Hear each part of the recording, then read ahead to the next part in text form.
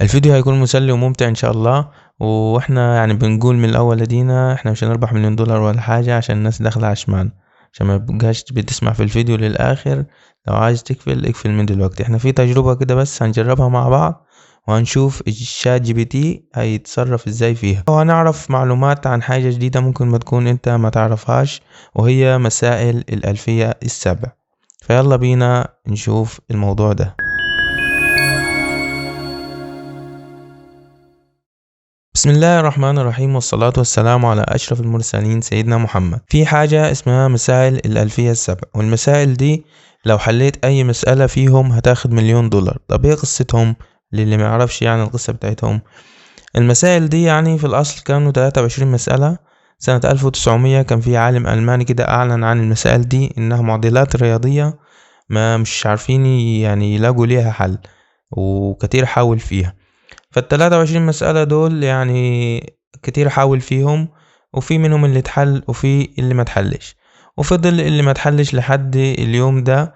لسه يعني ما فيش حد قادر يحل المسائل دي. في سنة 2000 في رجل أعمال أمريكي يعني مؤسس المعهد ده، اللي هو صاحب فكرة مسائل الألفية السبع، خد 7 مسائل واعلن انه اللي هيحل اي مسألة فيهم هياخد $1,000,000. واللي اتحل في المسائل دي مسألة واحدة، وهي المسألة دي اللي هي حداثية بونيكري. واللي حلها كان واحد روسي. يعني احنا لو دخلنا على المسألة كده هنلاقي هنا solved اتحلت يعني. طيب لو دخلنا على اي مسألة مش محلولة، مثلا لو دخلنا على دي هنلاقي هنا unsolved.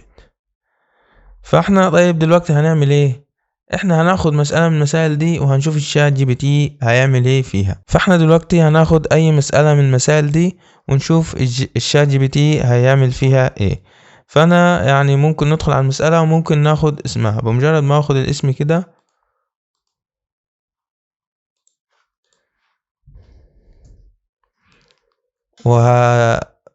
وهكتبه هنا في الشات جي بي تي.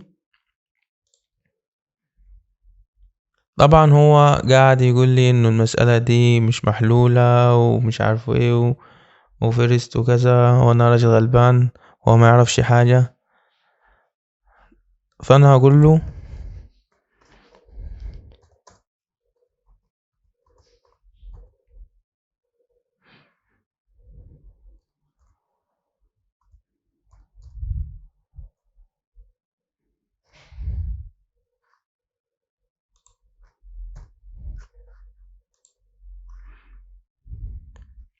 انا قلت له طبعا انت تقدر تحلها. هو قال لي هنا انه هو AI language، ويعني وليس لديه المقدرة على حل هذه المشكلة الرياضية، لانه هذه المشكلة ما زالت يعني لسه ما اتحلتش.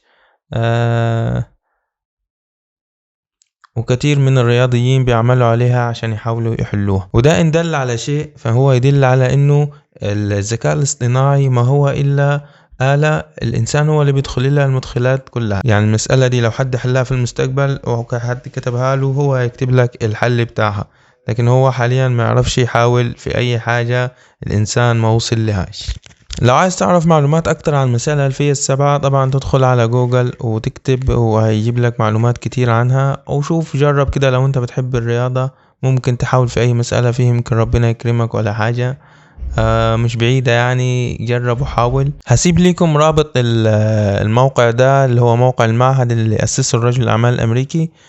في المسائل دي تشوفها وتجرب فيها يمكن. انا في ايام الكلية بتاعتي يعني حاولت في احد المسائل وبس، يعني طبعا صعبة ما عرفتش اوصل لاي حاجة. فممكن انت تحاول وتجرب يمكن ربنا يكرمك. وبكده يكون الفيديو بتاعنا خلص النهاردة. خسارة طبعا ما عرفناش نربح $1,000,000. وشكرا لكم، والسلام عليكم ورحمة الله تعالى وبركاته.